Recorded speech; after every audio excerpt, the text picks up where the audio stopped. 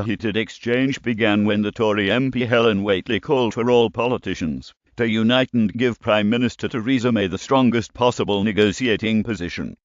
Speaking on BBC Radio 5 Live, milliseconds, Whately said, "The fundamental thing, I think, is the Prime Minister is doing her duty of fulfilling the referendum result, which means delivering Brexit.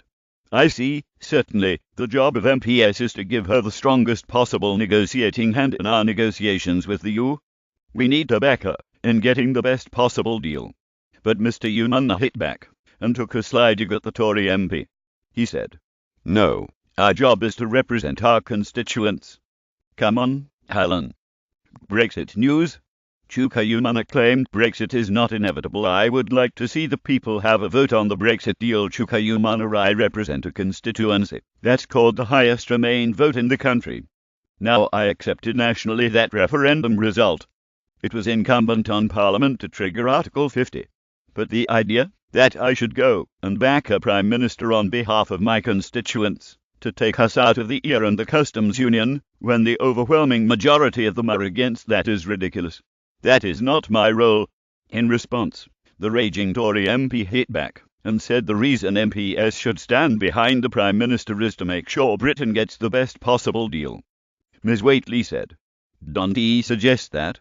Of course, my job is representing my constituents. That is what I do as a Member of Parliament. That is fundamentally what it is about. But in doing so, our country is leaving the European Union, so the best job I can do representing my constituents is to make sure that we get the best possible deal." During the heated debate, Mr Umunna also claimed Brexit is not inevitable, as he called, or a second Brexit referendum. He said, "Because I would like to see the people have a vote on the Brexit deal. I don't think the destiny of 65 million people should be determined by 650 people in Westminster, especially when it is an issue of this magnitude."